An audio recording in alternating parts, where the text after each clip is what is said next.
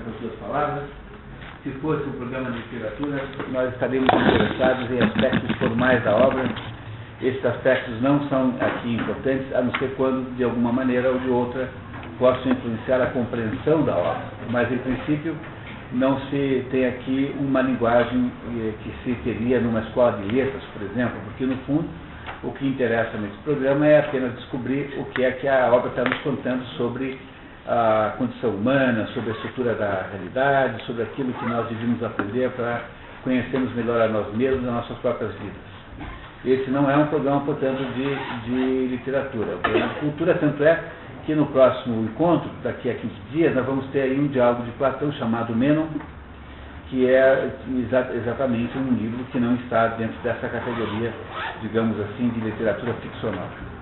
A maioria dos livros que nós usamos aqui nesse nosso programa são livros de literatura ficcional. Dos 100 livros que foram escolhidos, e hoje, se eu não me engano, estamos no número 75, alguma coisa, 74, por aí, são 74 livros que foram analisados aqui nesse programa. 74 ao longo dos últimos 4 anos. É o maior programa de cultura da história do Brasil. Ninguém nunca fez nenhum programa tão longo e tão intenso como esse. Existem 5 cidades. Há uma notícia nova, o ano que vem vai existir também em Ponta Grossa. Portanto, no ano que vem vamos ter 6 cidades unidas no programa de expedições pelo mundo da cultura, 5 delas patrocinadas pelo SESI, 5 delas no estado do Paraná. Exatamente Ponta Grossa, no ano que vem, né? Toledo começou esse ano, Paranavaí e Londrina, que já estão no 3º ano, e Curitiba, que é o programa mãe, que está no 4º ano. Esse programa, portanto, não tem interesse em questões de formalidades literárias, ele está apenas interessado em debater o conteúdo da obra. Nós temos algumas pessoas novas no dia de hoje, queria dar boas-vindas especiais para elas, sem o demérito de todos, queria, sobretudo, dizer a presença aqui do Eloy Zanetti, meu amigo pessoal. E o Eloy Zanetti, de vez em quando aparece, é a Elisa, mulher dele, né? O Eloy, de vez em quando aparece e frequenta os outros cursos também. O livro de hoje, ainda preciso dizer, lembrá-los que este método que nós usamos aqui não exige a leitura prévia da obra, por razões de realismo absoluto. Sabemos o quanto é improvável que vocês consigam ler, a maioria consiga ler todos os livros. O nosso ritmo é meio forte aqui em Curitiba, que em cada 15 dias temos um livro novo.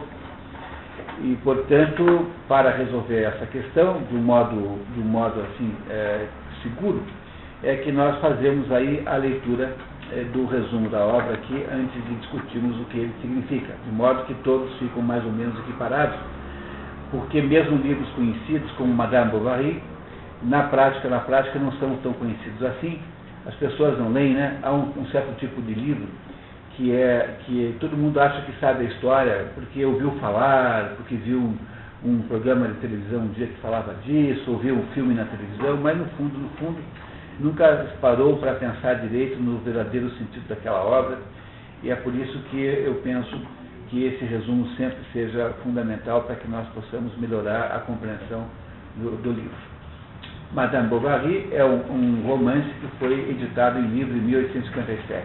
Aí vocês receberam, entre os documentos que vocês receberam aí, tem um que eu diria para vocês que é uma preciosidade, vocês não deixem de guardar isso, vocês têm aí uma cronologia de todos os grandes, digamos, momentos políticos da França a partir da Revolução Francesa, que é muito importante vocês saberem isso, porque toda a grande literatura romanesca francesa, Balzac, Victor Hugo, Alexandre de Maffay, Alexandre de Marsilio, Stendhal, todo mundo que você puder imaginar é uma criatura do século XIX.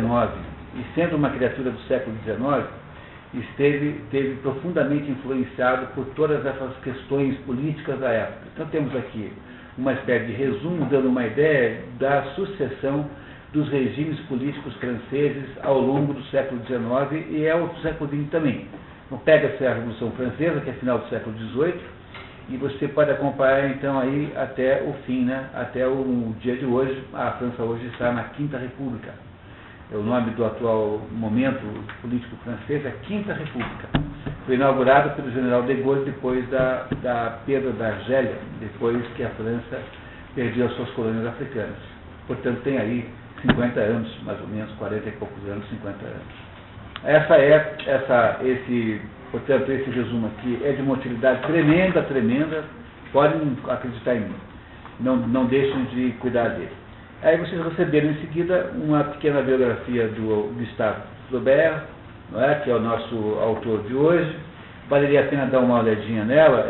É um autor novo, nós não fizemos nenhum livro do Gustave Flaubert ainda. Eu estou na dúvida se eu ponho ano que vem, aliás, estou falando em ano que vem, no próximo encontro, aqui 15 dias, eu espero já entregar para vocês a lista com o calendário já com datas de 2010. Então, como a gente faz em outubro, por aí, outubro, no início de novembro, nós entregamos para vocês a lista dos 22 livros. Ou no final do ano que vem nós completaremos 100 livros. 100 livros ao todo. E faltam 22, tirando os desse ano, né? 22 livros com o calendário, com as datas já demarcadas para o ano que vem inteiro. Não é? Nós vamos entregar para vocês isso provavelmente no próximo encontro. Espero poder conseguir. Flaubert é um autor novo. Flaubert escreveu alguns livros magníficos, alguns são muito chatos, embora tenham seu valor, como A Tentação de Santo Antão, que é o livro chatésimo, embora tenha seu valor. Salambô é outro livro um pouquinho chato, mas também tem um pouco de valor, mas sobretudo tem 3 coisas maravilhosas, que é o Madame Bovary, que é um livro perfeito, é o melhor, talvez o melhor romance já escrito sob o ponto de vista de estrutura romanesca. Você tem um livro de contos que eu recomendo imensamente, chama-se 3 Contos, sendo que há um deles aqui chamado Um Coração Simples, que é um conto perfeito. Você quer saber o que é um conto perfeito? Um conto maravilhoso? Leia Um Coração Simples, que está aqui dentro desse livro, uma edição da Kozak Naifi, magnífica, muito bem feita, capa dura, lindíssimo, maravilhosamente bom. No site da Kozak Naifi, vocês compram esse livro por um desconto muito grande. Até há pouco tempo estava lá tudo em promoção. Espero que ele esteja, tentem pelo menos, Kozak Naifi, que é a editora que editou esse livro no Brasil. Não é? E o terceiro livro importantíssimo e maravilhoso é Educação Sentimental. Esses 3 livros aí são o coração de Flaubert, que não escreveu muito. Ele escreveu pouco, aliás. Era um sujeito muito perfeccionista para escrever Madame Bovary, que é um livro de nada, tá? Um livro de 500 páginas, alguma coisa, 400 páginas. Ele demorou 5 anos. Uma produtividade de 10 linhas por dia. 10 linhas que no dia seguinte ele raivosamente riscava tudo e começava de novo. Desses sujeitos obsessivos por perfeição, e que pôde fazer isso porque Flaubert era uma pessoa cuja vida foi muito assim, como é que eu diria, ele é filho da classe média, digamos, abastada, do interior. Ele é da região de Rouen. Para quem está olhando para Paris no mapa, assim, Rouen fica, se você pegar e passar um traço na direção das 10 da noite, né, das 10 da manhã, das 10 da noite, você vai acabar em Rouen, onde há uma catedral magnífica. Rouen é o lugar onde Joana d'Arc foi queimada, e é uma das mais belas catedrais góticas do mundo em Rouen. Fica bem perto de Paris. Aquela região ali chama-se historicamente Normandia, de onde vieram os franceses, que ensinaram os ingleses a serem civilizados. Não é isso? Que foram os franceses que pularam o Canal da Mancha e ensinaram os franceses a dizer table, que em inglês pronuncia-se como table. Né? Todas as palavras cultas da língua inglesa são de origem latina por causa do Guilherme Conquistador, que era um normando, que produziu lá uma civilização da Inglaterra, entendeu? Aqueles bárbaros que comiam com a mão, assim no chão, aprenderam a usar mesa, por exemplo, graças a essa influência civilizatória que veio da Normandia. Não havia, naquela época não havia exatamente a ideia de França, né? Mas havia Normandia. Do ponto de vista de região francesa moderna, acho que chama-se Seine-Maritime, não tenho certeza. Mas aquela região toda ali que vai dali de Paris até o Canal da Mancha, não é? E que acaba lá no Havre, naquela região portuária. Essa é a região de onde veio Flaubert. Flaubert é um fulano que teve uma vida muito complicada, nunca se casou, teve diversos romances muito turbulentos, alguns deles renderam-lhe alguns, não direi escândalo, mas grandes problemas, digamos, sentimentais, públicos. Ele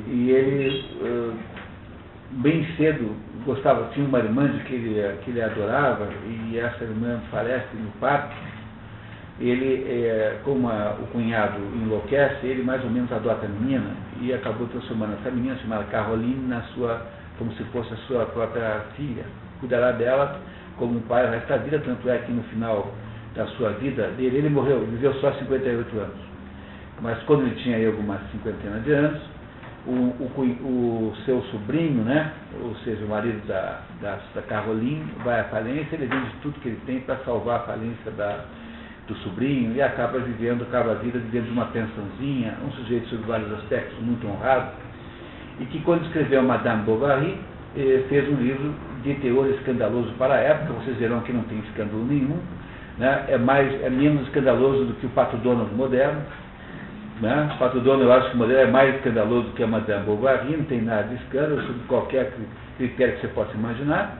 Trata, obviamente, de um tema que é um tema delicado, que é da mulher adúltera, mas não é, de modo nenhum, algum livro para você imaginar que os seus filhos não possam ler. É um livro de uma inocência enorme, né, em última análise. A única cena do livro que é a mais picante é uma hora em que a Madame Bovary apresenta-se nua para o amante, coisa que não parece ser muito fora dos costumes modernos, né, quer dizer, não parece ter aí nada de escândalo de verdade.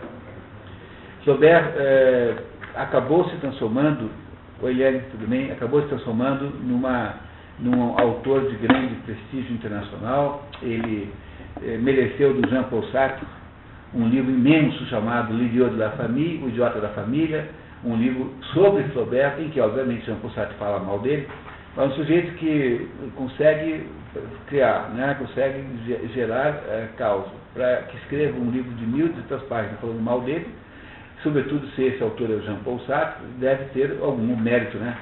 Porque não é possível que um sujeito desse não tenha mérito, né? Não é isso.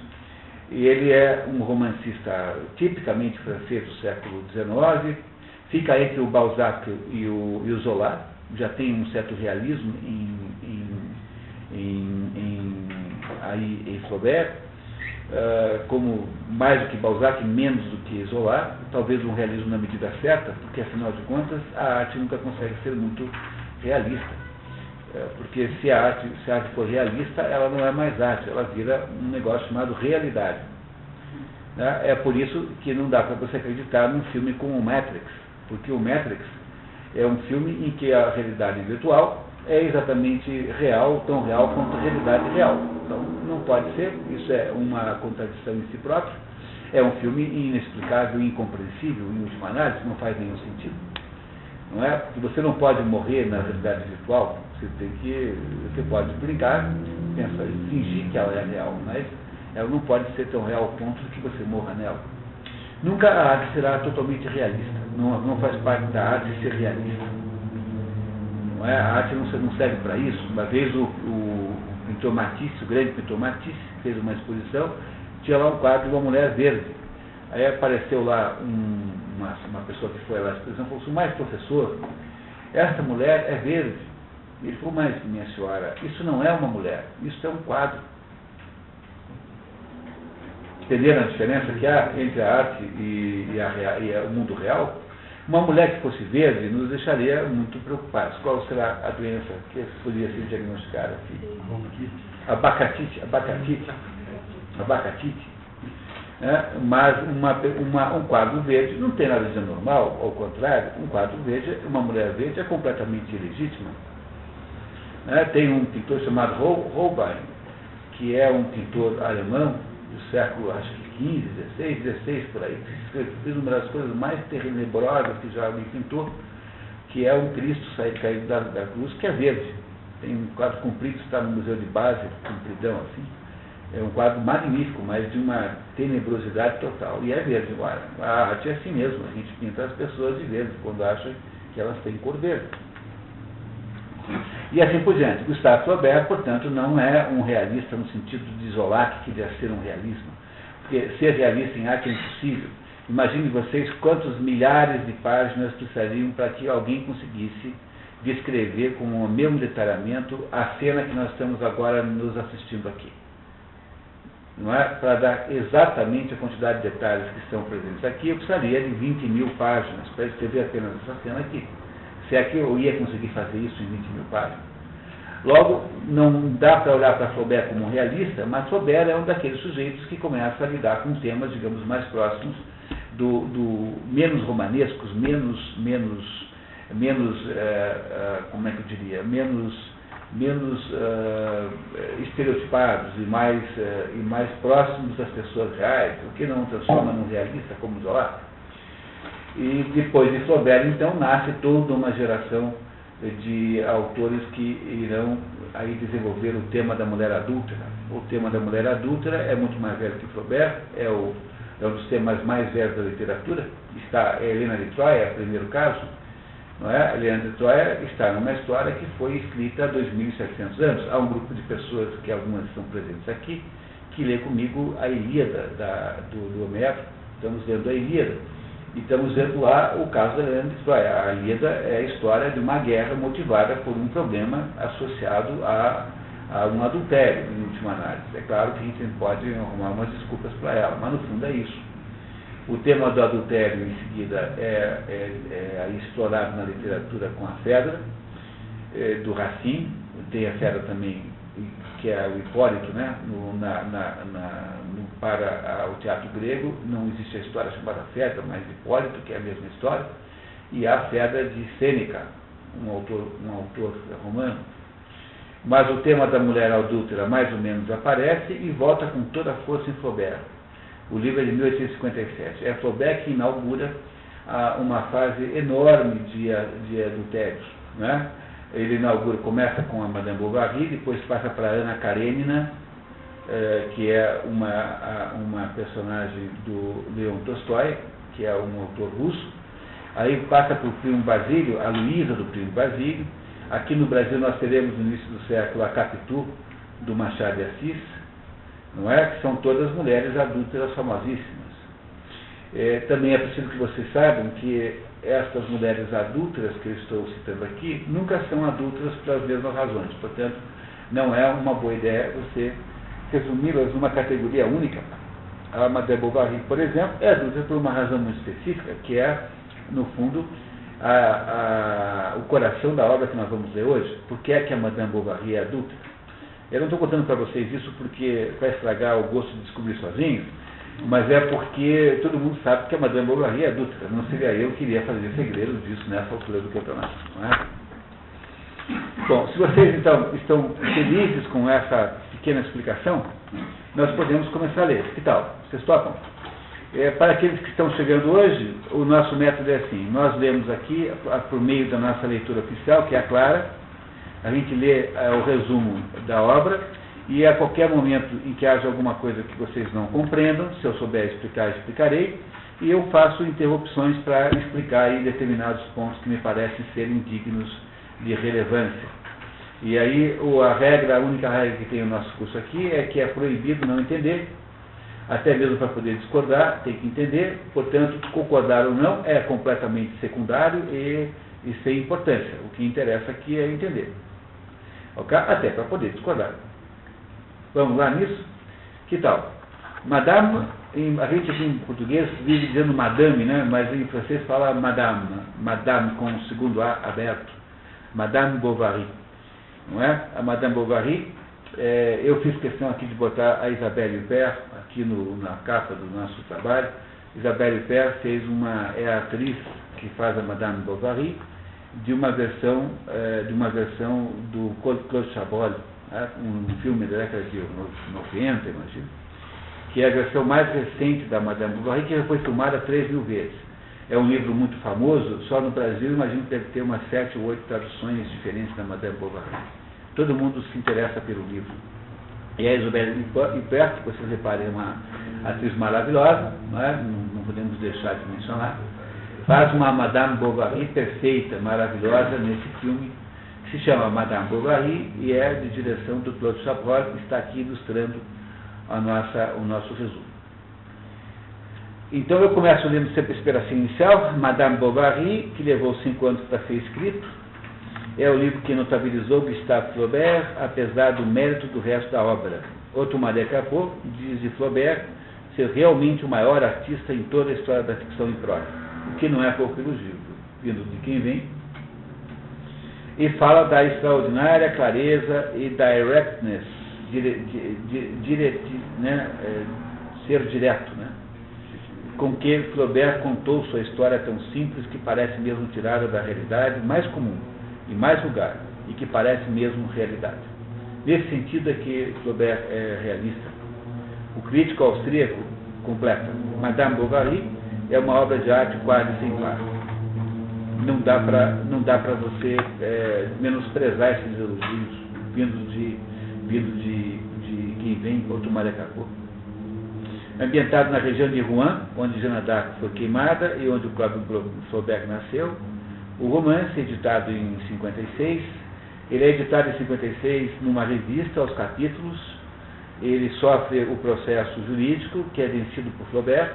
Em 57 é que ele é editado em livro. Então, em livro só sai em 57. Fica a meio caminho entre o romantismo de Balzac e o realismo de Émile Zola.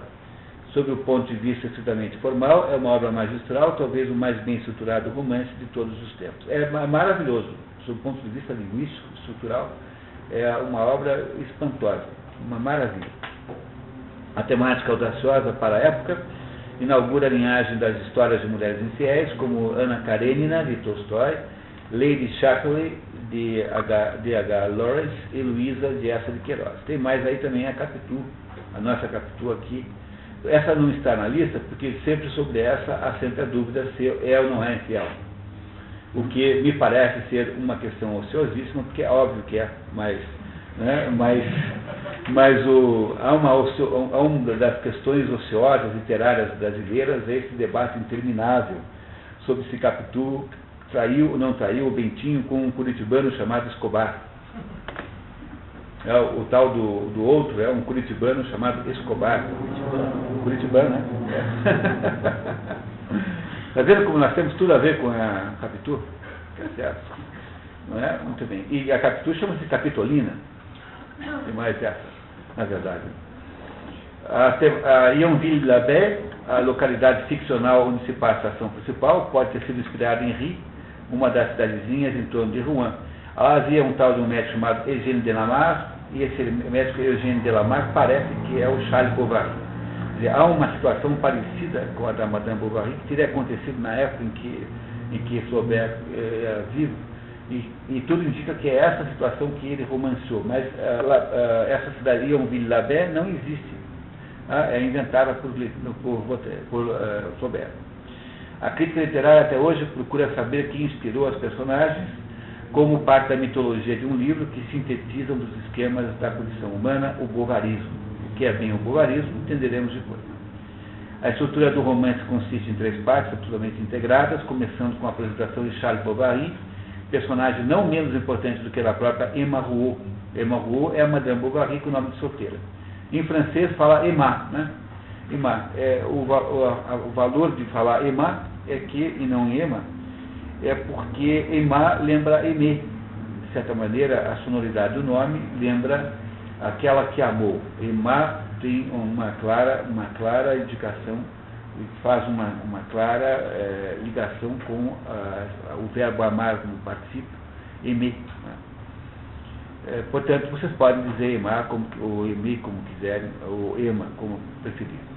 Depois Madame Bovary e terminando com a decrepitude do mesmo Charles Bovary. A ação se passa entre as décadas de 30 e 40, mais ou menos, do século XIX, claro. Portanto, durante a monarquia de Luís Filipe I, pressionada pelos valores da burguesia liberal em ascensão. É bom explicar para vocês isso de uma vez por todas, está naquele esquema que vocês receberam ali, mas a Revolução Francesa, que vai de 1789 a 1799, desorganiza a França, e ela é encerrada militarmente, com violência, por um tirano chamado Napoleão Bonaparte, que manda parar aquela bagunça, como dizia Aristóteles. Nós lemos aí há 2 anos o livro A Política, de Aristóteles. O Eloy esteve nesse grupo. E Aristóteles dizia o seguinte, que o problema da democracia é que ela sempre gerará a tirania, porque você começa a dar espaço político excessivo, e aí aparecem os demagogos que produzirão a bagunça, e a bagunça irá para chamar o tirano. Por isso dizia Aristóteles assim, nunca incentive muito a participação política. É melhor que as pessoas não vão votar muito. E quando eu me lembro que nos Estados Unidos só a metade da população vota, eu não consigo dar um pouco de razão para ele, porque não é por causa disso que eles têm menos democracia lá do que aqui, né? Que nós temos, sei lá, 90% dos eleitores, digamos, oficiais. Mas esse é outro assunto.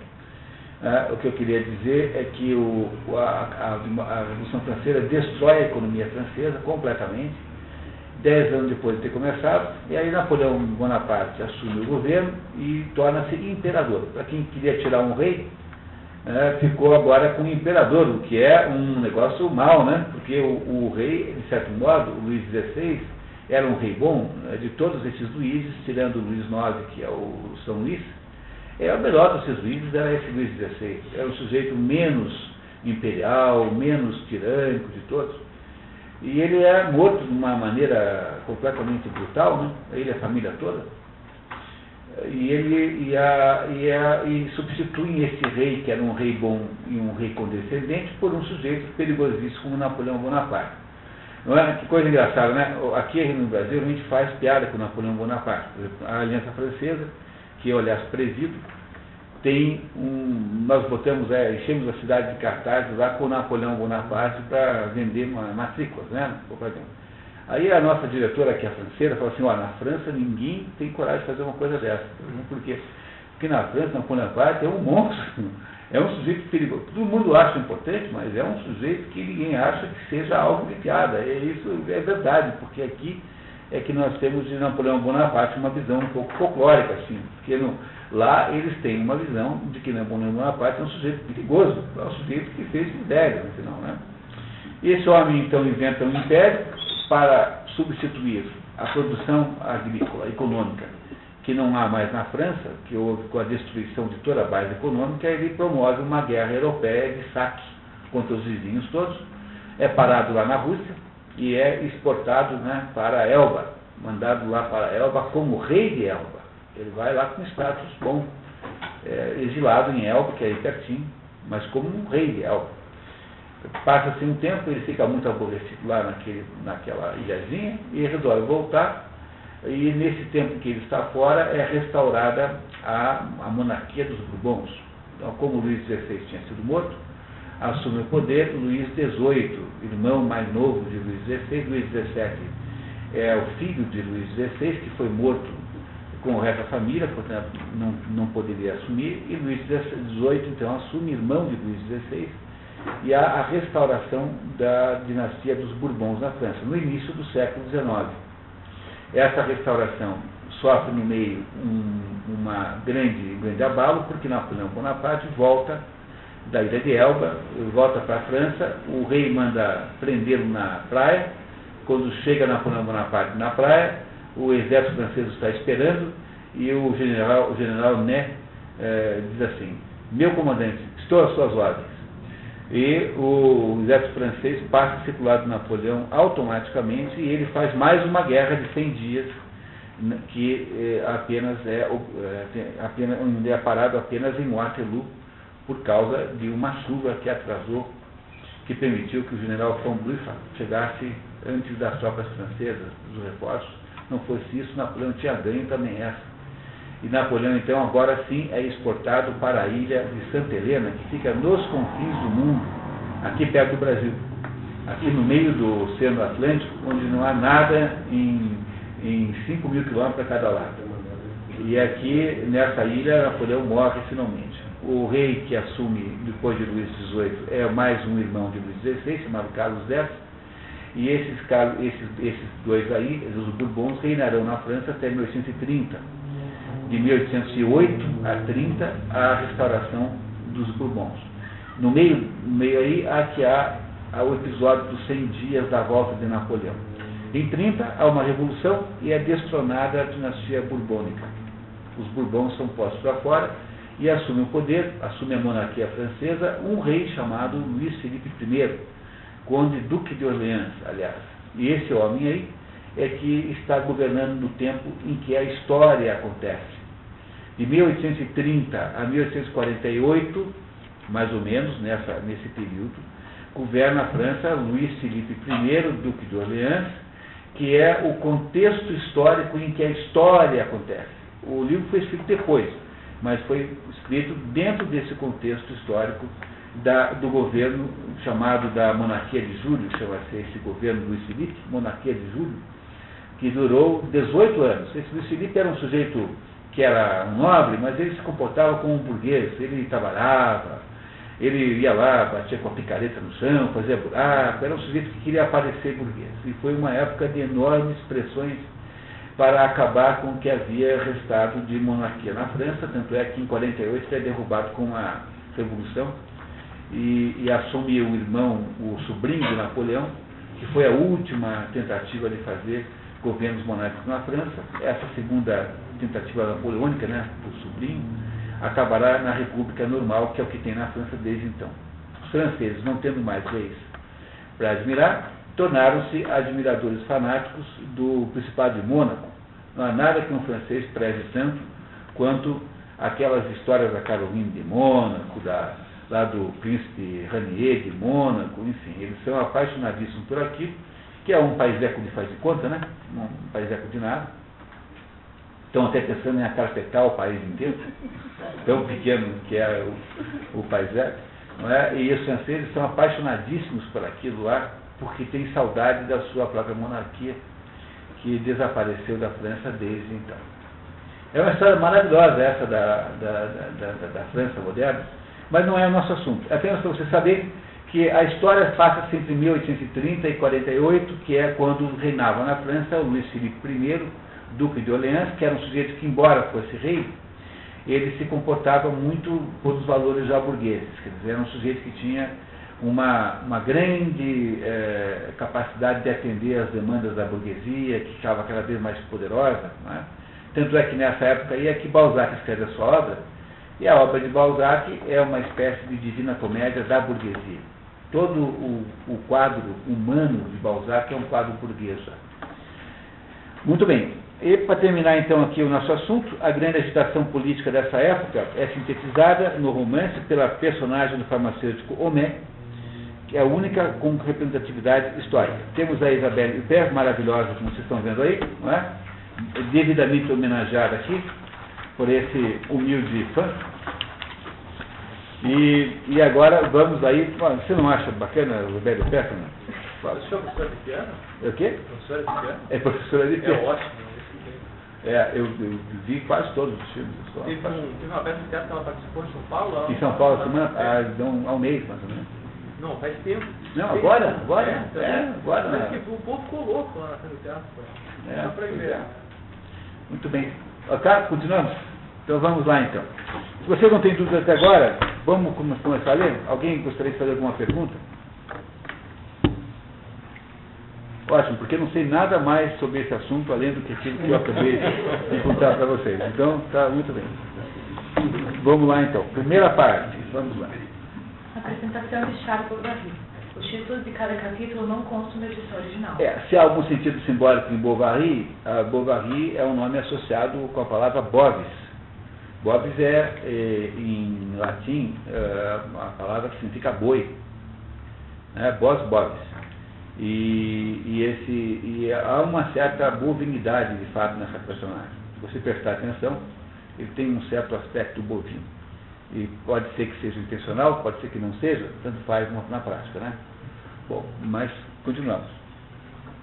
Um rapaz, de uns 15 anos, entra num colégio em Rouen, na Normandia, na classe do 5º ano. Tudo nele, sua aparência como maneiras, é ridículo. O novato, Charles Bovary, é um rapazinho do campo. De pé no canto da parede, por trás da porta, de modo que dificilmente podia servir inteiramente, estava o novato. Era um rapazinho de campo de uns 15 anos e tanto, mais alto que qualquer um de nós. Tinha o cabelo cortado rente sobre a fronte como um padre da cidade, a expressão simpática e acanhada. Embora não tivesse os ombros largos, o paletó verde de botões pretos apertava-o nas costuras e deixava ver, pelas fendas, punhos vermelhos habituados ao contato do sol. As pernas, vestidas de meias azuis, saíam de calças amarelas juntando gás.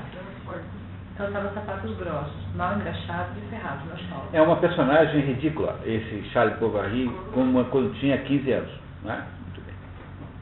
Charles Bovary vem de uma aldeia nos confins da região de Caux, onde seus pais se haviam estabelecido. Seu pai, Charles Denis Bartholomew Bovary, antigo major cirurgião, é um incapaz que só acumulou fracassos. Sua mãe, amargurada, procura compensar suas decepções dando amor a seu filho. No final do terceiro ano, Charles Bovary, formado, vai estudar medicina. Não compreendia nada das aulas. Pouco lhe adiantava prestar atenção, não conseguia penetrar a ciência. Mesmo assim se dedicava com afinco, copiando cadernos sobre cadernos. Seguia todos os cursos, não perdendo uma só aula. Cumpria sua tarefa cotidiana como um cavalo de moinho, que gira incessantemente com os olhos vendados, sem tomar conhecimento da farinha que molha. O estudante medíocre consegue formar-se com dificuldades. Radica-se em Tosse, cujo único médico havia acabado de morrer, e sua mãe o faz casar com uma mulher de 45 anos, a viúva Heloise Dubuc, feia, seca como um graveto e enrugada como uma pá, mas com 200 libras de renda.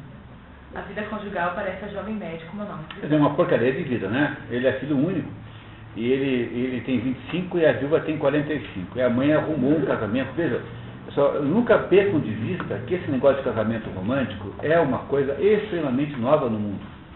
A ideia do amor romântico, do casamento romântico, você de fato escolhe, ou pelo menos pretende escolher com quem você casa, é uma coisa novíssima no mundo. Isso até há pouco tempo não era assim. Existem ainda povos no mundo, hoje moderno, em que você não escolhe a sua mulher, nem o seu marido. Você é obrigado a pegar quem os seus pais escolhem, eles combinam. Né? Combinam entre si. O Pirandello, no último encontro que nós tivemos aqui, foi com o Luiz de Pirandello. E o Pirandello casou com uma mulher que ele não tinha visto na vida antes do dia do casamento. Sujeito que casou, portanto, no início do século XX, e isso, obviamente, era uma situação siciliana, né? É uma coisa da Sicília. Talvez, se fosse em Roma, isso não tivesse acontecido, mas o casamento romântico, o amor romântico, é uma invenção moderníssima. Não há no mundo, historicamente, amor romântico. Então, quando você vê lá uma reinterpretação de coisas antigas com amor romântico, é tudo falso, porque, no fundo, o amor romântico é muito difícil de encontrar. Esse Charles Bovary aqui, que é uma criatura do século XIX, casa com uma mulher que a sua mãe combinou que casaria com ele, uma viúva. E é isso. Continuamos. Primeiros encontros entre Charles Bovary e Emma Rouault. Uma noite de inverno, Charles é chamado ao sítio em Bertaux. O pai, Théodore Rouault, na França interiorana, os genitores, quando já de certa idade, são chamados de pai e mãe. É père Rouault, né? Père Rouault, o mère Rouault. É assim que você chama as pessoas de certa idade no interior da França, pai e mãe. Mesmo quando não é seu pai e sua mãe, entendeu? Tá? Mesmo quando não é nem seu pai nem sua mãe. O pai Théodore Rouault, viúvo e padrão do lugar, que parece bem de vida, havia quebrado a perna. Bovary se impressiona com o charme da senhorita Emma, filha do sitiante. Charles admirou a brancura de suas unhas. Eram brilhantes, finas na ponta, mais limpas que os marfins de Dieppe e talhadas em forma de amêndoa. A mão não era tão bela, um pouco pálida demais, talvez, e enrugada nas falanges. A moça era esbelta, mas sem muita suavidade nas linhas. O que tinha de mais belo eram os olhos. Embora fossem castanhos, pareciam negros por causa dos cílios longos, e seu olhar era franco com um atrevimento cândido. Bovary multiplica suas visitas a Bertaux, até o dia em que sua mulher, enciumada, o proíbe. No começo da primavera, um tabelião de Ingouville, naquela época no interior da França, sem sistema bancário nos moldes modernos, os tabeliães, que tinham fé pública, funcionavam como banqueiros, guardando dinheiro contra a comissão. Dinheiro e títulos, valores em geral. Desaparece com os fundos da viúva, deixando-a quase na ruína. Na verdade, a viúva havia exagerado muito suas posses. Ela morre subitamente uma semana depois da falência, e assim, após 14 meses apenas, acaba a primeira experiência conjugal de Charles Bovary. Está dando certo a vida do Charles? Ele consegue se formar com dificuldade, sem talentos intelectuais exagerados. Ele casa lá com uma mulher combinada, 20 anos mais velha do que ele, e aparentemente feia.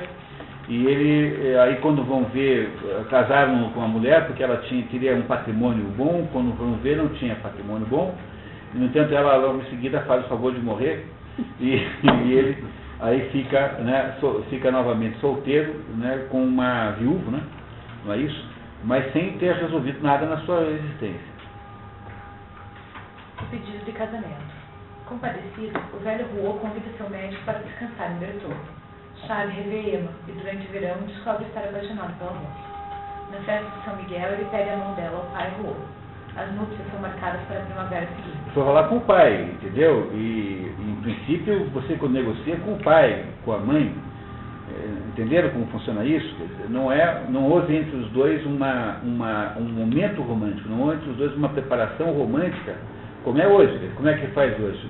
Quando alguém quer casar com uma moça moderna, não vai falar com o pai e com a mãe em primeiro lugar, primeiro combina com ela. Né? Pode até falar com o pai e com a mãe, mas primeiro combina com a moça, quer dizer, não é isso? Em princípio, parece que esse é o jeito de fazer, né? No normal. Tá? Era o contrário nessa época ainda, no século XIX, que é aqui pertinho, né? Pertinho de nós. O inverno seria gasto com os preparativos. Emma tinha desejado casar-se à meia-noite, sob a luz de tochas, mas o pai Rouault não queria saber de fantasias. Houve, pois, uma cerimônia que compareceram 43 pessoas. Permaneceu-se 16 horas na mesa, recomeçando a festa no outro dia e também no dia seguinte. Para vocês verem que esse negócio de festa de casamento de polaco não é uma coisa nova. Né? Que aqui nós temos essas festas de casamento, né? Na roça é assim, tem 3 dias de festa. E isso já era assim também naquela época. O casamento.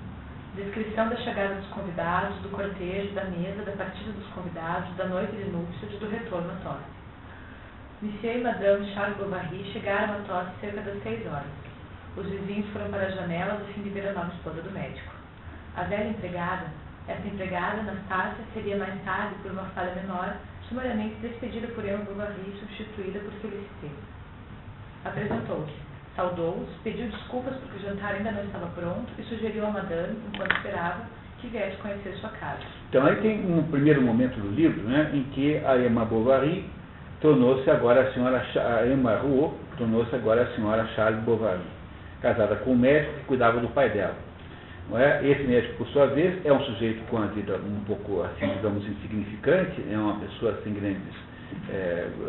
grandes méritos e nem brilhantismos, e ela sai de casa, ela mora em Berthoud com o pai e vai morar em Tostes, agora que é uma cidadezinha pequena, ali naquela região da Normandia, em volta de Rouen, e vai morar agora com o marido, né? Agora tem que saber se esse negócio vai dar certo. Vamos ver.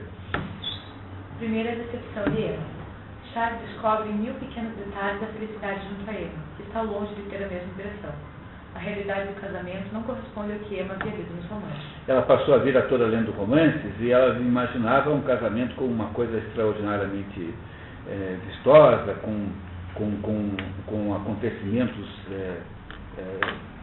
extremamente importantes, e ela caiu numa vida meio de rotina, com um sujeito que, afinal de contas, não lhe parecia ser nenhuma espécie de homem romanesco, né? Não era o marido dela, o Charles Bovary, não é uma personagem romanesca. E ela então começa a achar que aquilo que parecia ser o máximo, que é o casamento, é um negócio meio sem graça, em última análise. A educação e os sonhos de Emma no convento. Voltando no tempo, o capítulo invoca a influência da literatura, das imagens do convento sobre o temperamento sentimental de Emma Bovary. Esses livros só falavam de amores, de amantes, de damas perseguidas que desapareciam em pavilhões solitários, mensageiros que morrem em todas as estações de troca, cavalos em disparada em todas as páginas, florestas sombrias, problemas sentimentais, juramentos, soluços, lágrimas e beijos, barquinhos ao luar, roxinóis nos bosques, cavaleiros valentes como leões, mansos como cordeiros, virtuosos como ninguém e sempre de fortuna, e ainda por cima chorões. Imaginaram o tipo de marido que ela imaginava que ia encontrar, assim? Não é? Tá. Só o chorão aqui deu certo, aqui no caso. Tá. Durante 6 meses, na idade de 15 anos, Emma se iniciou nessa espécie de literatura. Com Walter Scott, mais tarde, apaixonou-se pelas coisas históricas e sonhou com cofres, salas de guarda e menestréis. O Walter Scott é o inventor do romance histórico. É o maior biógrafo de Napoleão Bonaparte, tem uma obra maravilhosa, enorme, 6, 7 volumes, que é a maior de todas as biografias escritas sobre Napoleão Bonaparte. E é autor desses livros que hoje a gente conhece como Rob Roy, como Ivanhoe, que aqui no Brasil é conhecido como Ivanhoe. né? O Ivanhoe, que na verdade é o Ivanhoe, né? São esses romances históricos escoceses, enfim, britânicos, cujo estilo foi o Walter Scott que inventou esse gênero literário. Desejou ter vivido em um feudo antigo, como aquelas castelãs de vestidos longos que, sob a curva das ogivas, passavam os dias com os cotovelos sobre o peitoril de pedra e o queixo entre as mãos, à espera de que viesse do fundo da floresta um cavaleiro de pluma branca montado num corcel negro. Alimentou naquela época o culto de Maria Stuart e venerou entusiasticamente outras mulheres ilustres ou infortunadas: Joana d'Arc, Heloísa, Agnès Sorel, a bela Ferronnière e Clemence Zola. Para ela, destacava-se como cometa sobre a imensidão tenebrosa da história, onde apareciam ainda, aqui e ali, São Luís com seu cavalo, Bayard moribundo, alguma das ferocidades de Luís XI, um pouco de São Barthélemy e sempre a lembrança dos pratos pintados que glorificavam a corte de Luís XIV. São todas personagens históricas que, glamourosíssimas, que estabeleceram em algum momento da história, né, um marco de glamour, de heroísmo, de paixões extraordinárias. É isso que ela tinha lido nos livros. E ela imaginava que o mundo fosse desse jeito, não é? Desse jeito que ela leu nos livros. As realidades da vida conjugal. Charles está maravilhado com Emma, que é a mulher perfeita, sabendo administrar bem a casa, desenhar, tocar piano e receber com elegância. Ele, no entanto, para o gosto dela, é completamente desprovido de mistério e de refinamento. A conversa de Charles era sem graça como uma calçada, e nela destilavam as ideias de todos, em roupagens comuns, sem suscitar emoções, risos ou sonhos. Sem graça como uma calçada é uma maravilha de comparação, né? Não é isso? Nela onde já pensou, que nela destilavam os lugares comuns.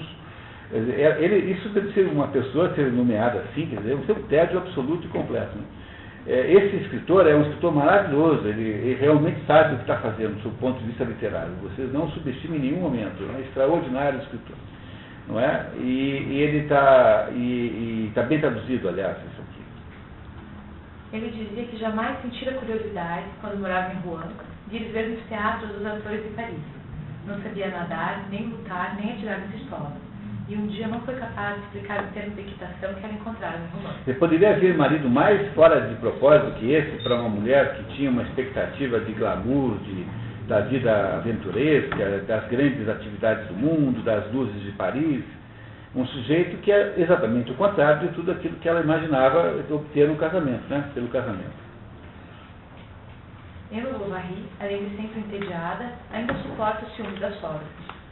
Mas Madame Bovary, mãe, não parecia prevenida contra Nora. Achava que ela gostava de luxos que a situação financeira do marido não permitia. A lenha, o açúcar e as velas gastavam-se como em casa de fidalgos, e o carvão que se queimava na cozinha daria para uma família 5 vezes maior. A sogra arrumava os armários e ensinava a Emma a vigiar o açougueiro quando trazia a carne. Emma recebia suas lições. As palavras minha filha e mamãe eram trocadas durante todo o dia, acompanhadas de um estremecimento dos lábios, cada qual lançando as palavras ternas com os tons de cólera. Essas duas não se davam bem, né?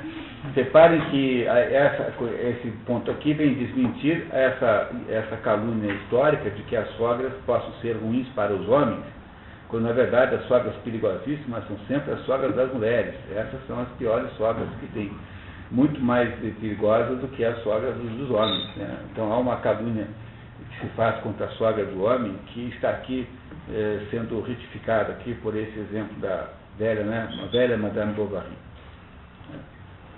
Continuamos. No final de setembro, no entanto, um acontecimento quebra a monotonia da vida de Emma.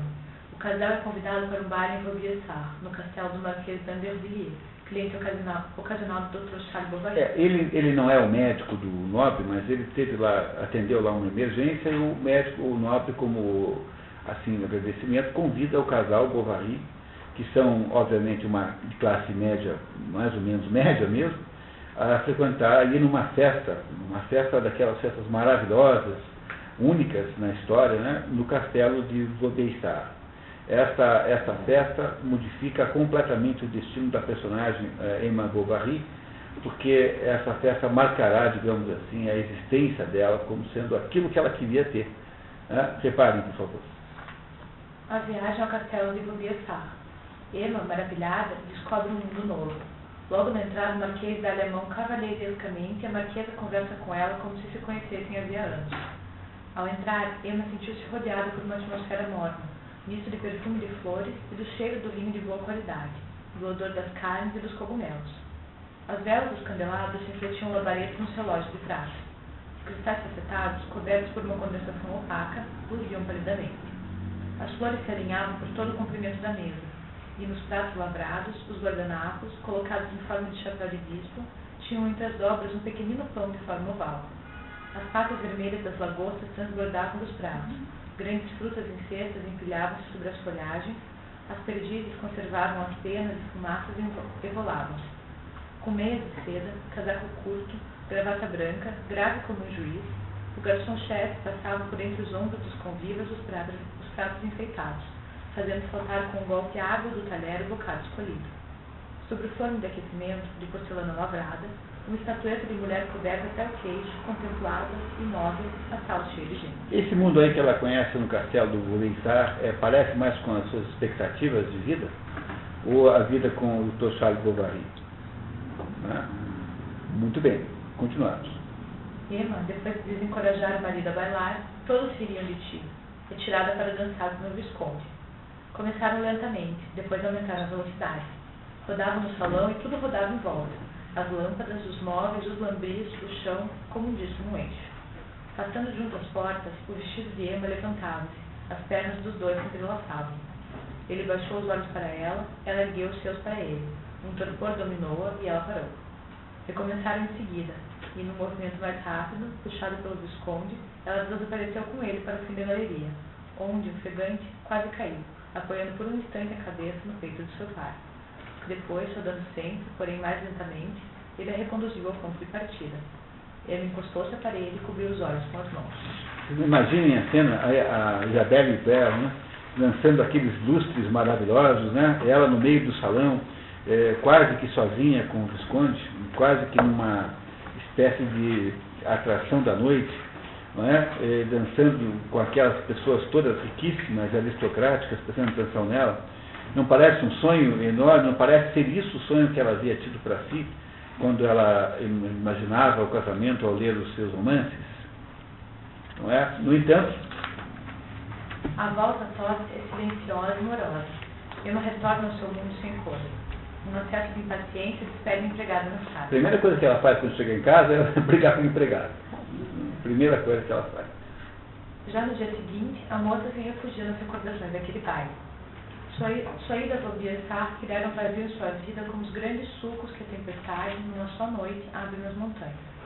Resignou-se, contudo. Guardou cuidadosamente na cômoda o belo vestido e os sapatos de cetim, cujas solas se tinham tornado amareladas em contato com a cera do soalho. Seu coração era como eles, em contato com a riqueza, algo de indelével-se na delícia. O sonho de Emma Bovary. A experiência que ela acaba de viver fornece novo alimento à sua imaginação. Ela sonha com Paris. Passou a assinar a Corbeille, jornal feminino, e o Silfo dos Solões. Devorava, em minúcia, as críticas das estreias, os noticiários elegantes das corridas e das sessões de galas, interessava-se pela estreia de uma cantora, pela abertura de uma loja. Sabia das novas modas, os endereços das duas modistas, os dias de ópera. Estudou em Eugène Sue descrições de modelos de decoração. Leu Balzac e George Sand, procurando na imaginação alívio para suas ambições pessoais. Chegava a levar o livro para a mesa, folheando-o enquanto Charles lhe falava. A lembrança do Visconde voltava em todas as leituras. Ela estabelecia relações entre ele e as personagens inventadas. Mas o círculo do qual ele era o centro foi se largando pouco a pouco, e a auréola que ele tinha, afastando-se de sua figura, passou a iluminar outros sonhos. Olha que beleza de texto, né? Beleza de linguagem, né? Ela nunca esteve em Paris e nunca irá a Paris na sua vida. No entanto, nesse momento, a vida de Emma Bovary é uma vida que se passa longe da sua própria cidade, né? Ela mora em Tostes e ela, na verdade, o corpo dela está em Tostes, mas a sua mente está em Paris. A Paris que ela consegue entender pelas revistas que ela assina, pelos jornais que ela lê, né? Nada na sua vida interiorana parece compensar esses desejos vagos e ela se impacienta cada vez mais com a mediocridade do marido. Ela gostaria que aquele nome, Bovary, que era o seu, fosse ilustre, repetido nas livrarias, citado nos jornais, conhecido em toda a França. mas Charles não tinha ambição. Um médico lhe vetou, com o qual Charles formaram uma junta, chegaram a humilhá-lo diante do leito do doente e dos parentes. Quando Charles lhe contou, à noite, o episódio, Emma falou contra o colega em termos violentos. Charles enterneceu-se e beijou-a na fronte, com uma lágrima. Mas ela estava desesperada de vergonha, tinha vontade de bater-lhe e correu a abrir a janela para se tragar fresco e acalmar-se. Que idiota, dizia ela baixinho, mordendo os lábios. Que idiota é o marido, né? Tá? Que ela está chamando de idiota é o marido, não é o médico que ofendeu o marido, mas o próprio. Ela se sentia, além disso, mais irritada com ele. Charles, com a idade, tomava modos de deselegância. Cortava a sobremesa aos cortes das garrafas vazias. Passava a língua sobre os dentes depois de comer. Fazia barulho com a garganta a cada colherada de sopa. E, como começava a engordar, seus olhos, já pequenos, pareciam subir para as têmporas forçados pelas maçãs do rosto. Esse casamento vai bem, pessoal? O que vocês acham? Não parece que vai com muito sucesso, né? Não é isso? Muito bem. As estações se sucedem, o aborrecimento aumenta e o caráter da moça se altera. 1 ano e meio depois do baile de Corbiaçá, ela sofre dos nervos, e Charles, que havia permanecido 4 anos em tosse, decide se mudar para Yonville-la-Baie, para mudar Emma de Ares. Emma está grávida quando o casal deixa tosse. Pronto, né? Um jovem casal vai embora para Yonville-la-Baie, que é uma cidade inventada. Essa cidade não existe, deve ser Rio, provavelmente, né? A cidade que foi usada como modelo para essa aí. Uma cidadezinha lá em torno de Rouen, alguma coisa, algum lugar que deve demorar assim 1 hora de a cavalo para ir. Alguma coisa como, sei lá, o quê? 30 quilômetros, 25 quilômetros, por aí, nada mais longe do que isso.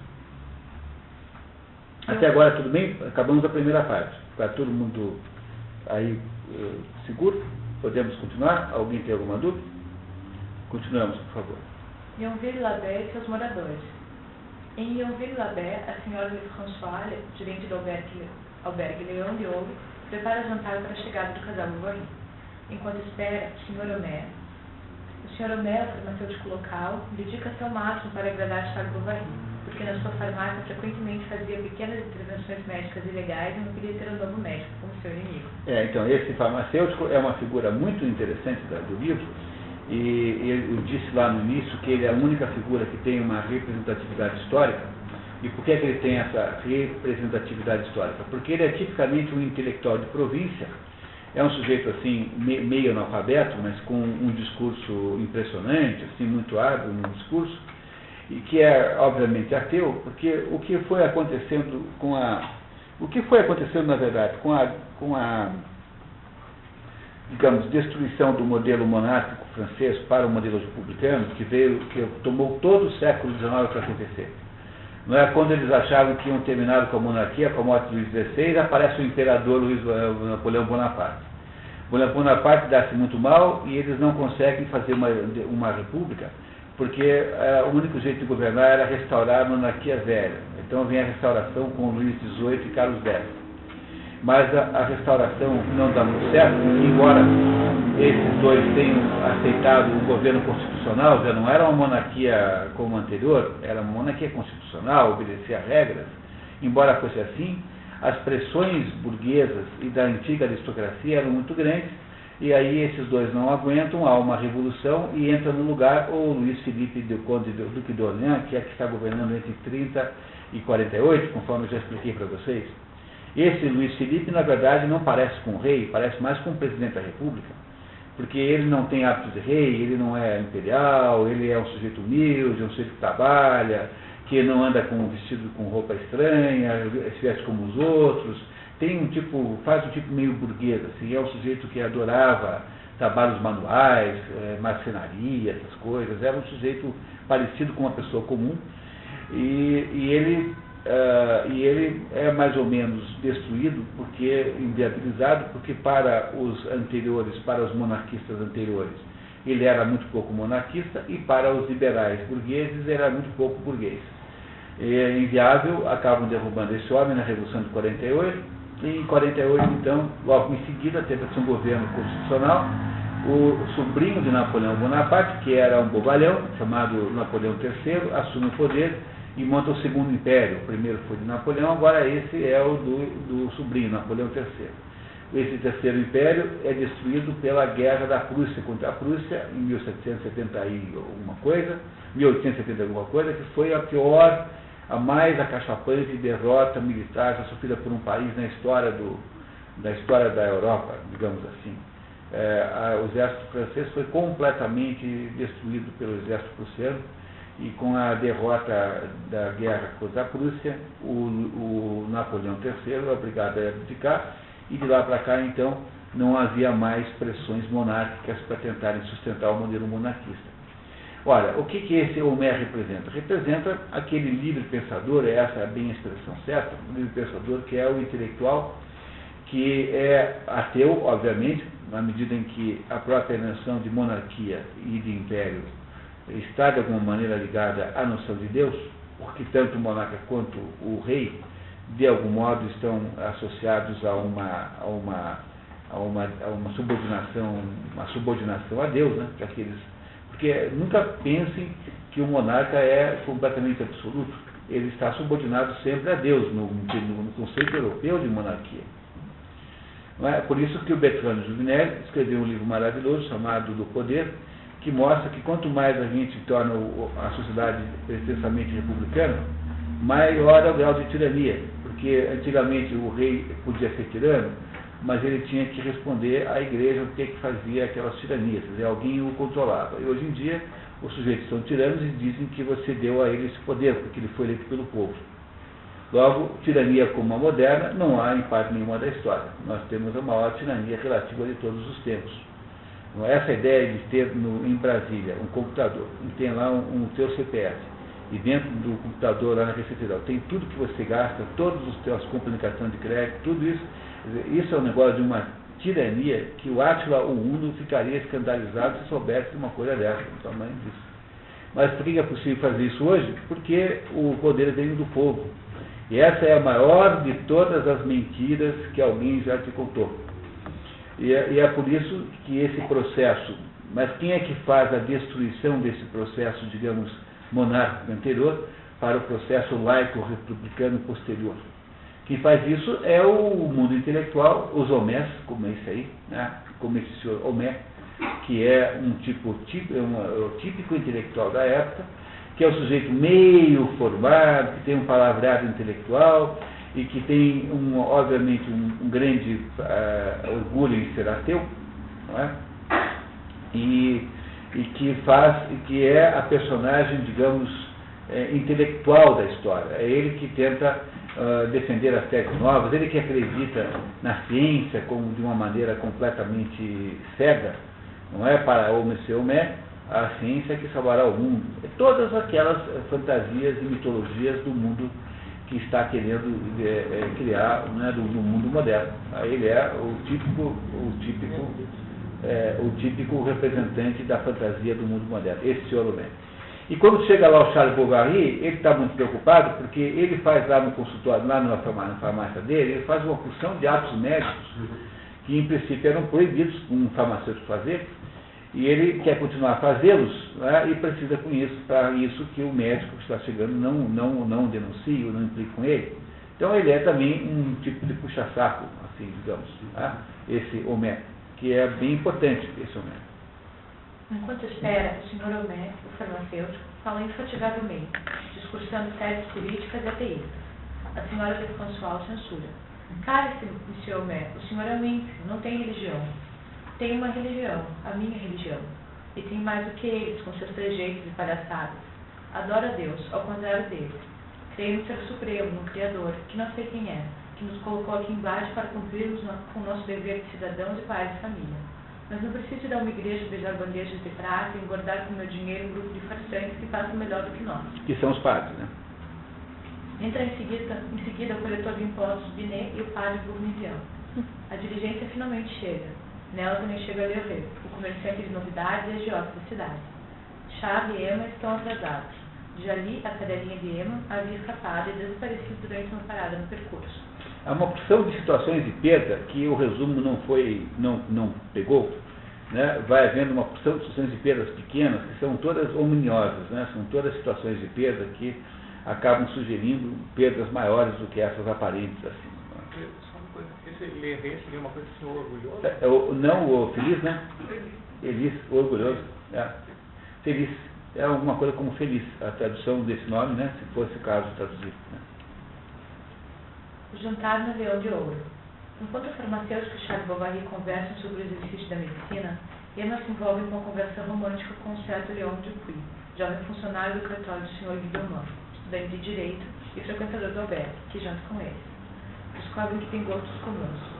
E assim, juntos um do outro, enquanto Charles e o farmacêutico tagarelavam, os dois entraram numa dessas conversações vagas em que o acaso das frases leva sempre os interlocutores ao centro fixo de uma simpatia comum.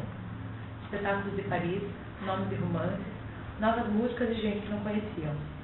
Tosse, onde ela vivera, e Yonville, onde estava. Tudo foi examinado. Conversaram até o fim do jantar.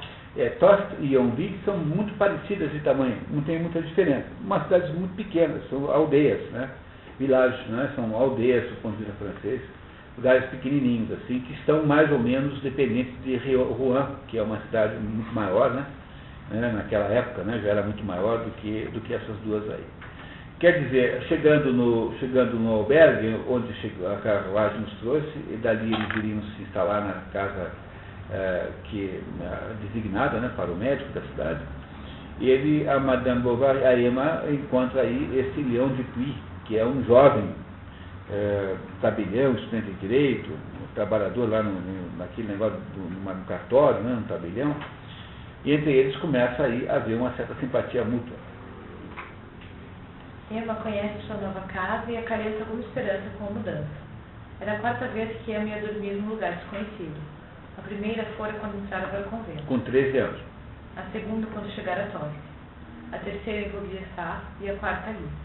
E cada qual representava em sua vida como que a inauguração de uma nova fase. Em Vaubyessard eles dormiram, porque o baile acabou às 5 horas da manhã, e dormiram lá na casa, numa mansão, e só depois é que voltaram para Tosse. Ela não acreditava que as coisas pudessem ser as mesmas em lugares diferentes. Já que a fase anteriormente vivida tinha sido desagradável, sem dúvida que se anunciava seria melhor. Nascimento de Berta, amizade amorosa. Emma dá à luz uma menina, batizada Berta. Ela queria um menino. Depois do batizado, a menina é colocada sob os cuidados de uma ama de leite, a senhora Rolim. A caminho de uma das visitas da criança, Emma encontra Leon, que a acompanha. A senhora Tivache, mulher do prefeito, acha que Emma se compromete ao ir visitar sua filha de braço dado com o jovem funcionário. Naquele momento, Monsieur Leon saiu de uma porta vizinha, com um maço de papéis debaixo do braço. Veio saudá-la e colocaram-se à sombra, diante da loja de Verret, sob o todo cinzento. Madame Bovary disse que ia ver a filha, mas que se sentira cansada. Se, começou Leon, sem ousar prosseguir. O senhor tem o que fazer agora? Perguntou ela. A resposta do rapaz foi pronta e ela suplicou-lhe que a acompanhasse. Já à noite, todo Yonville sabia daquilo. Madame Tivache, esposa do prefeito, disse diante da empregada que Madame Bovary se comprometia. Quer dizer, ela, logo na noite, não demorou muito para ficar todo mundo sabendo que a esposa do médico andava de braços dados na rua com um homem que não era seu marido, né, que é o Leon Dupuy. Ela vai lá visitar a filha na casa da ama de leite. Não era uma coisa incomum fazer isso nessa época, era muito comum, aliás. Não é? As crianças eram entregues lá para uma ama de leite que cuidava da criança. Aqui no Brasil também existia isso muito nessa época. Hoje em dia não se faz mais isso, né? Hoje em dia é uma porção de recursos aí que você tem para contornar o fato de que a mãe não tem leite. Não é? Tem banco de leite, tem uma porção de coisas. Mas naquela época não tinha.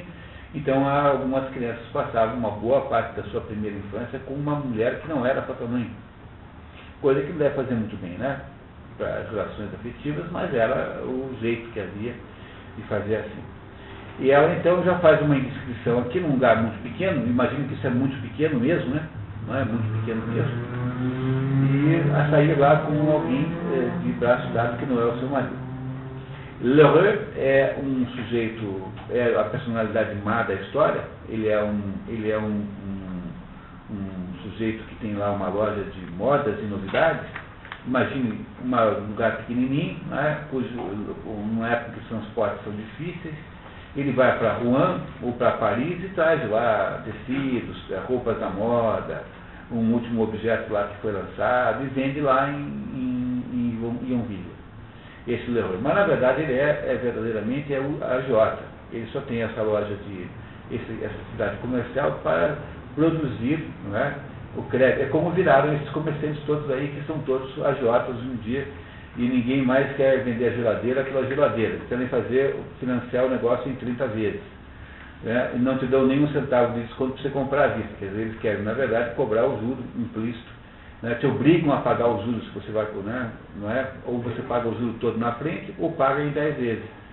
Você tem que escolher qual você quer. Né? Se chegar num comércio hoje, assim, tem uma geladeira aí, custa, sei lá, R$1.000. Quanto que é a vista? Ah, não, é R$1.000. Mas quanto que é em 10 vezes? É R$1.000. Quem está fazendo isso esse é o Leroy. Né? Ele cobra os R$100 de juros, sei lá, os R$15 de juros, R$150, quer você pague à vista, quer não pague. O que é isso? É a transformação do comércio em agiotagem, que é a situação moderna, brasileira, hoje. Todo comércio é assim. Não é? E a mesma coisa fazia esse Leroy. Esse Leroy era um sujeito que estava interessado, na verdade, no negócio econômico, financeiro, e que usava o pretexto das roupas tal como produtor de negócios aí.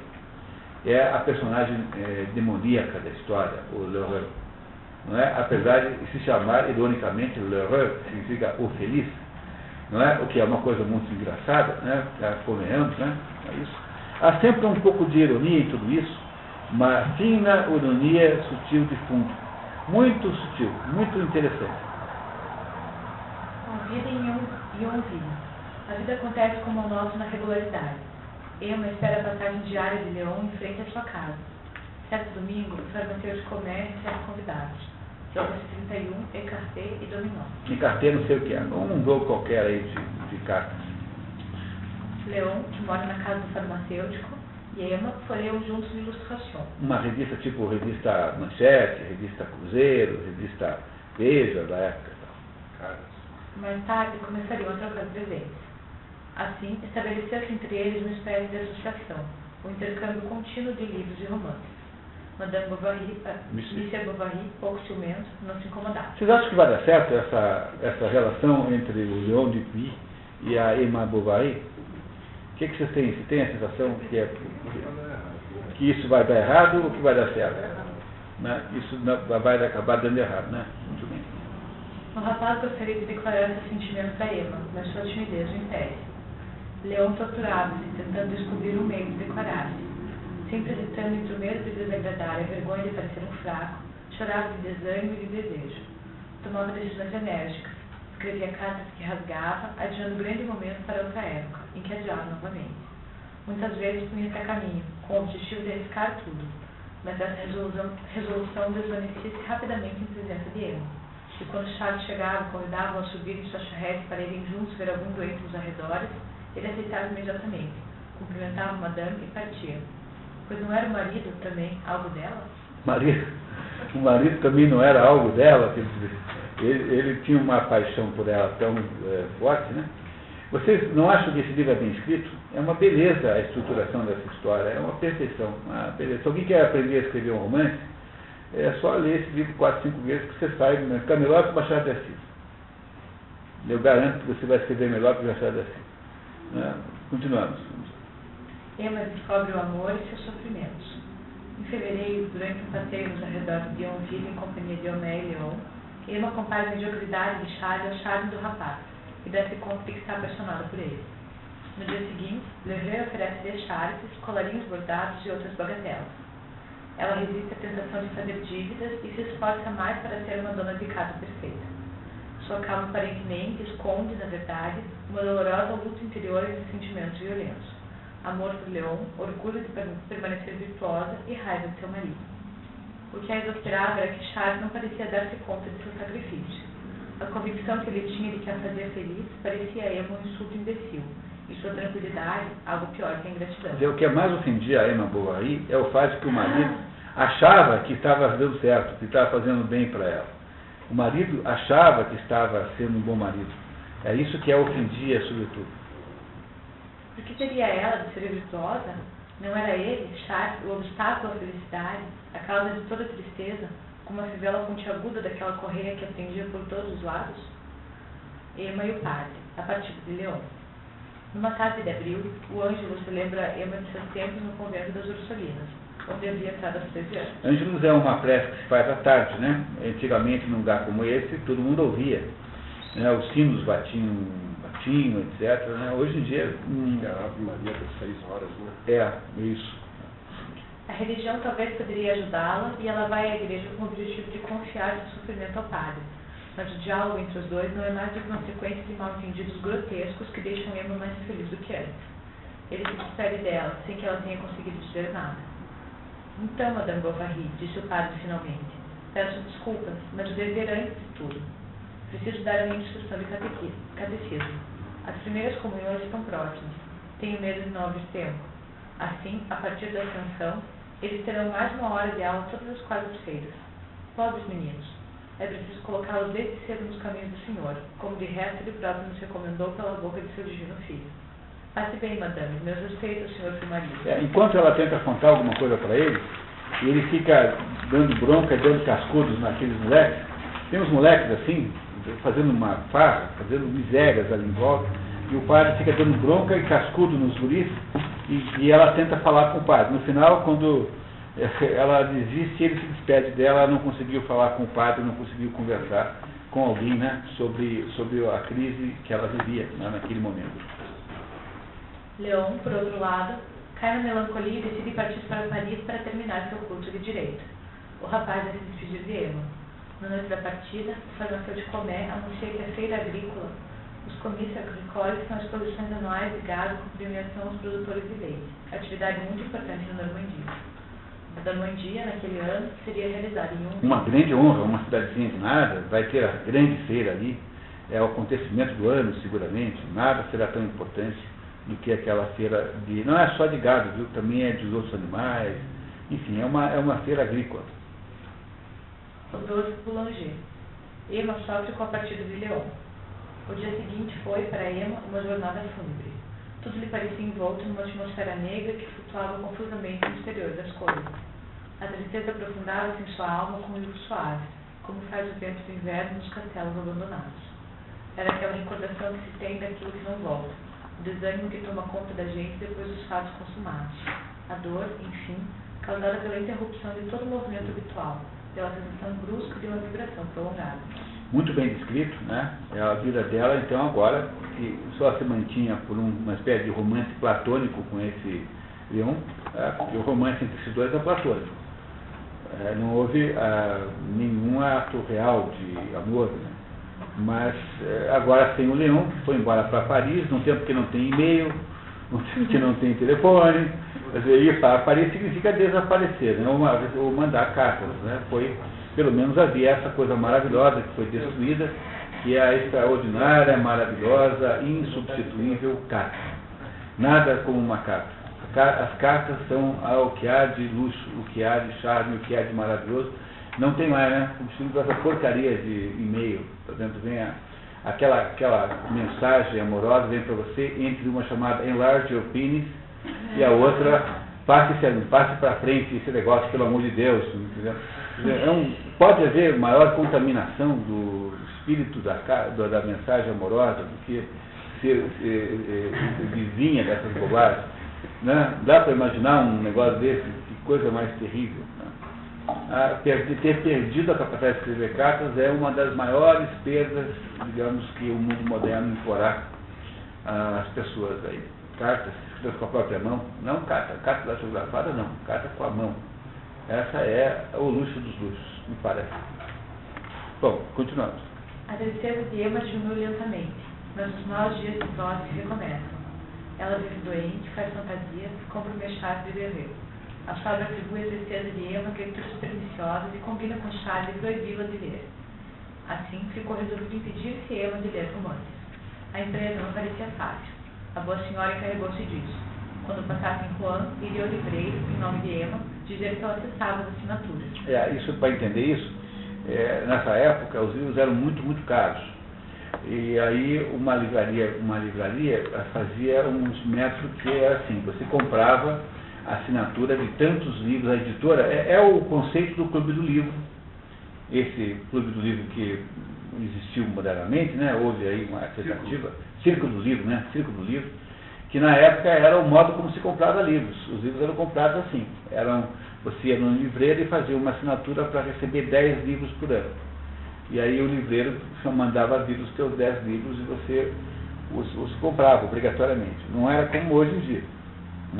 Não é? Era diferente o conceito. E é isso que eles vão tentar fazer. Vão fazer o cancelamento da assinatura dos livros da EMA no livreiro em Rouen, porque em Yonville não há livreiros, né? É um lugar muito pequenininho. Não seria mesmo o caso de se dar queixa à polícia se comerciantes persistissem naquela obra de envenenamento? Certo dia, Rodolphe Boulanger, o novo castelão de Uchette, entra em contato com Charles Bovary para providenciar a sangria de um de seus funcionários. Ele é automaticamente atraído por ele. Solteiro, conquistador inveterado, decide seduzi-lo imediatamente. Esse Rodolphe Boulanger é uma espécie de Dom Juan da roça, assim. Tá? Um Dom Juan rural. Mais ou menos isso. Tá, esse Rodolphe Boulanger, né? Ele mudou para uma casa muito rica, uma espécie de castelo ali, né? Chamaria de um castelo, e ele se interessa enormemente pela moça, porque ela é muito bonita, né? Ela é muito bonita, é muito interessante, né? Ela é muito bonita. Ela é muito bonita, dizia ele para si mesmo. É muito bonita aquela mulher do médico. Belos dentes, olhos negros, pé bem feito, graça e parisiense. De onde terá vindo? Onde será que ele a encontrou, aquele bobo? O bobo é o marido, né? É o Charles Bovary. Monsieur Rodolphe Boulanger tinha 34 anos. Era de temperamento brutal e inteligência viva. Bom conhecedor das mulheres e muito experiente nesse terreno. Aquela lhe parecera bonita. Dançava, pois, nela e em seu marido. Acho que ele é um toleirão. Sem dúvida, ela deve estar cansada dele. O homem tem unhas sujas e uma barba de 3 dias. Enquanto ele vai ver os doentes, ela fica a remendar meias. Deve ser aborrecida. Ela gostaria de morar na cidade, dançar polka todas as noites. Coitadinha. Ela sonha com o amor, como um peixe sonha com a água numa mesa de cozinha. Que maravilha de imagem. Com 3 meses de galantaria, adoraria qualquer um, tenho certeza. Seria ótimo, encantador. Sim, mas como ele trata dela depois? Vocês acham que a avaliação que faz o Rodolfo é boa? Da Emma Bovary? Me parece perfeita. Acho que matou na mosca. Acho que é exatamente isso que ele está mais ou menos imaginando que seja. A feira agrícola. Em meados de agosto, toda a cidade festeja a feira. Era a oportunidade que Rodolfo esperava para fazer avanços amorosos sobre ela. No meio da multidão, o senhor de Uchette manobra para ficar sozinho com ela, e juntos assistem ao julgamento dos animais e à chegada dos notáveis, escondidos no deserto primeiro andar da prefeitura. Ouvem os discursos oficiais, aos quais Rodolfo contrapõe seus lugares comuns de sedução. Aos discursos seguem-se as premiações. A festa acaba com fogos de artifício. O Sr. Homé faria a crônica da feira em um artigo no Fanal de Rouen, de que é correspondente. O Fanal de Rouen é um jornal de Rouen. Ele é correspondente lá em Yonville para esse jornal maior, né? Ele é o Homé é o intelectual local, como podia deixar de ser um intelectual iluminista, um intelectual ateu, um intelectual voltado para a divinização da ciência e do homem, do ser humano, etc. Essas coisas daquela época, né? A queda de Emma. Nos primeiros dias de outubro, depois de 6 semanas em que desaparece propositadamente, Rodolfo visita Emma. Desaparece para parecer difícil, assim, para fazer um gênero do sujeito que, entendeu, que é muito assediado e que não pode dar atenção a ela. Faz de propósito isso. Faz primeiro tipo desesperado, depois o do amante romântico, e com a súbita chegada de Charles, sugere a equitação como terapia para os males de Emma. Por insistência de seu próprio marido, a Madame Bovary aceita o convite para um dia de cavalgada com Rodolfo. Esse Charles Bovary não é um exemplo de esperteza humana, né? Vocês já perceberam. Ele, ao contrário, é um sujeito que beira sempre a ingenuidade, né? Ou beira não, mergulha sempre na ingenuidade total. Né? Deixando Yonville, eles entram numa floresta, onde Emma finalmente se entrega. E ele estendeu o braço, enlaçando-lhe a cintura. Ela tentou debilmente soltar-se. Foram caminhando, assim juntos. De repente ouviram os cavalos, que mastigavam a folhagem. Oh, ainda não, disse Rodolfo. Não vamos embora. Fiquemos. Levou-a mais para longe, para junto do pequeno lago, onde a vegetação aquática enfeitava as ondas. Entre os juncos brotavam flores. Ao ruído de seus passos na relva, perdi e saltaram para esconder-se. Eu não devo, repetia Emma. Sou uma louca em escutar suas palavras. Por quê? Emma, Emma. Oh, Rodolfo, disse lentamente a jovem, achegando-se ao ombro do rapaz. O vestido colou-se ao volume do casaco. Ela ergueu o alto pescoço e se dilatou num suspiro, e, esvaindo-se toda em prantos, com um longo estremecimento escondendo o rosto, abandonou-se. Que beleza de descrição, né? Que beleza. A partir daí, os encontros tornam-se frequentes. Escreve-se todas as noites. Entusiasmada, Emma aparece, quando pode, bem cedo no castelo de Rodolfo, que começa a ficar com medo da paixão crescente da mãe. Mas, certo dia, vendo-a surgir imprevisamente, ele franziu a testa, como se estivesse contrariado. — Que tens? Perguntou ela. — Sofres? Fala-me. Por mim, ela declarou com ar sério que aquelas visitas eram imprudentes e que ela se comprometia. A evolução dos sentimentos de Emma. Pouco a pouco, os temores de Rodolfo convenceram. O amor a embriagara a princípio, e ela não pensara em mais nada. Mas agora que aquilo era indispensável à sua vida, ela temia perder o pouquinho que fosse, ou que tudo se tornasse mais difícil. Quando voltava da casa dele, lançava em volta olhares inquietos, espiando os vultos que passavam no horizonte e cada janela de onde pudesse ser vista. Ouvia os passos, as vozes, os ruídos das charruas, e estacava, mais pálido e trêmulo do que as folhas que se balançavam sobre a sua cabeça. A Emma agora tem um amante real, né? Esse Rodolfo, esse é o primeiro amante que ela tem, o outro não foi platônico.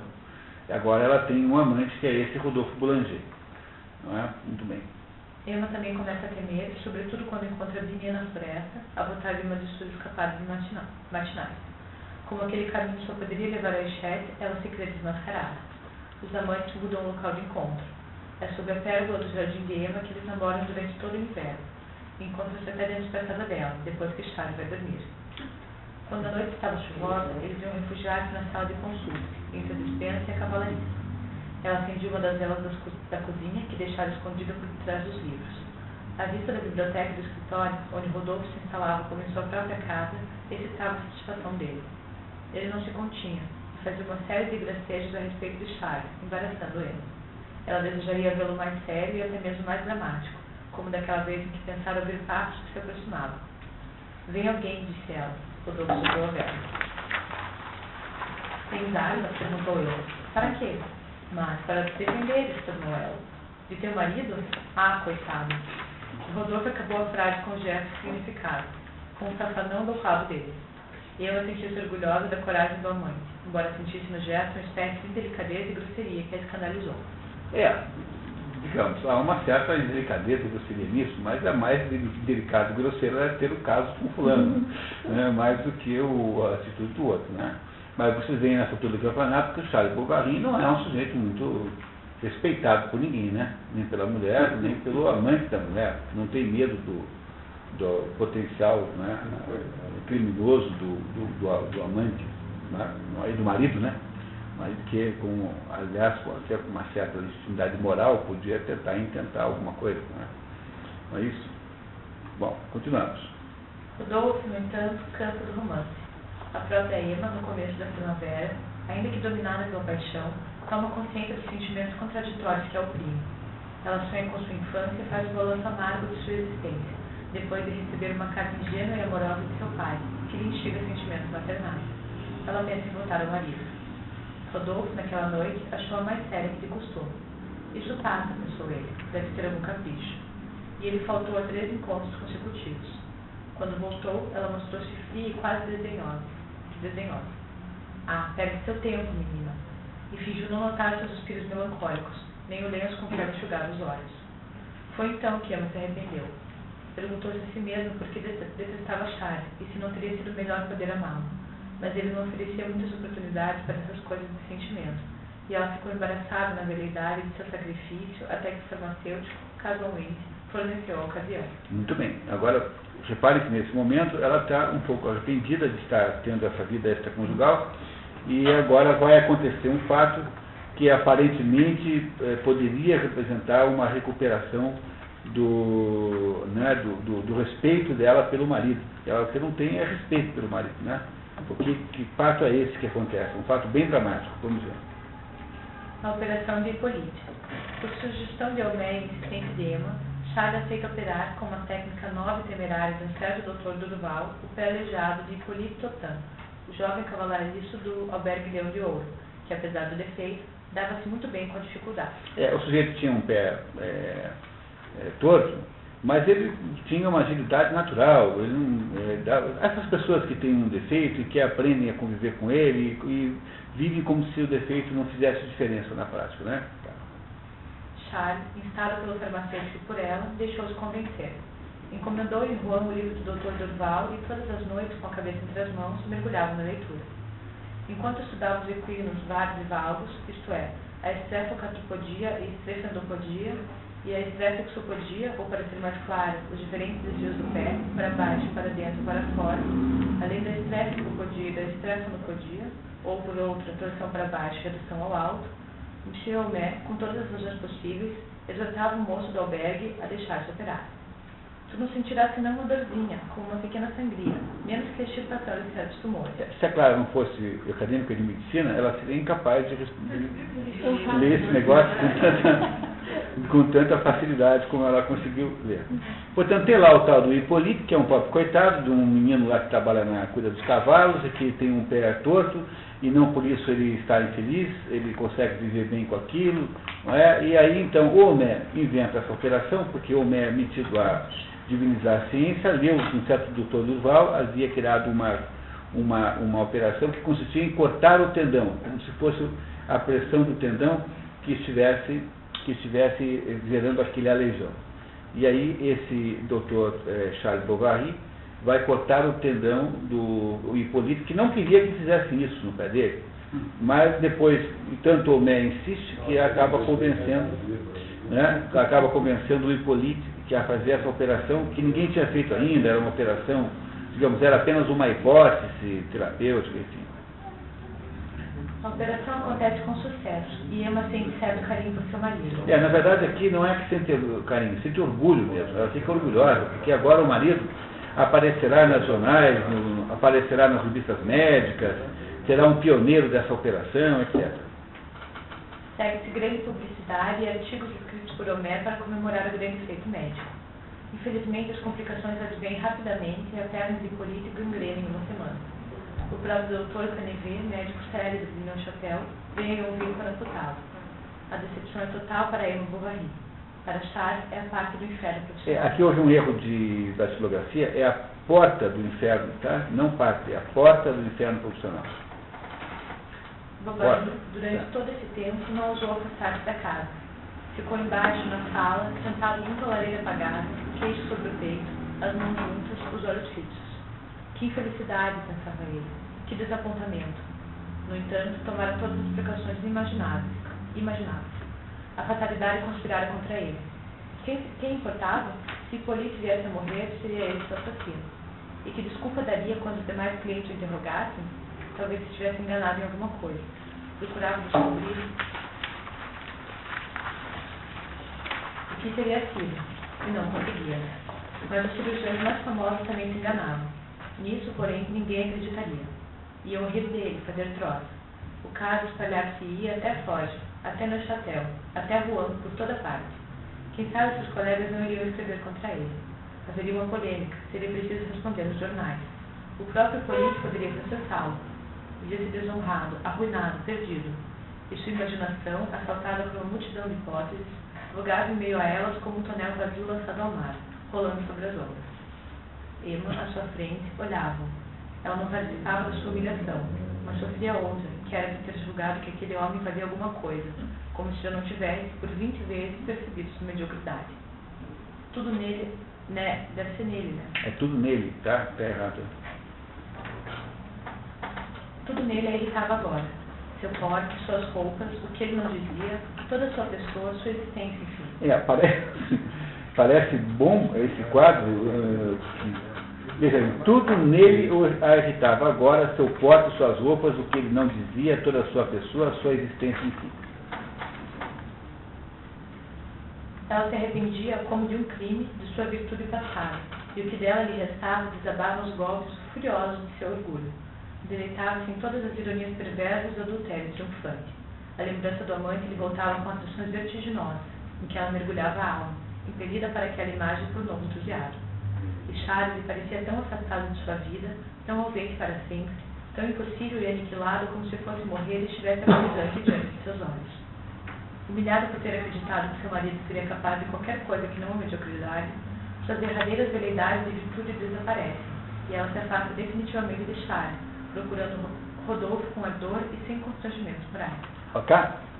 Então, vamos parar um pouquinho agora e ver o que vai dar nisso. Daqui a 15 minutos, depois do café, nós voltamos. Então vamos. Então, Está gostando da história? Uma boa história.